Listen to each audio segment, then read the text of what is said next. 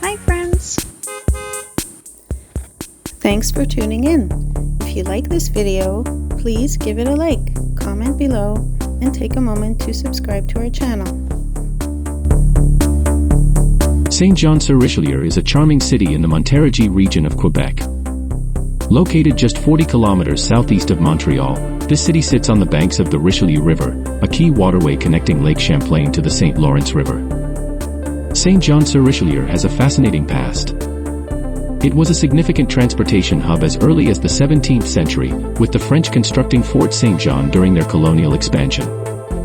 This fort played an essential role in the French and Indian Wars, and later saw action during the American Revolutionary War.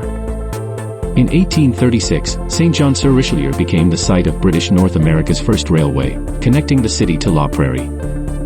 This innovation solidified its status as a critical trade and travel link. Today, the city is known for its annual International Balloon Festival, held each August. This vibrant event fills the skies with colorful hot air balloons and draws visitors from far and wide.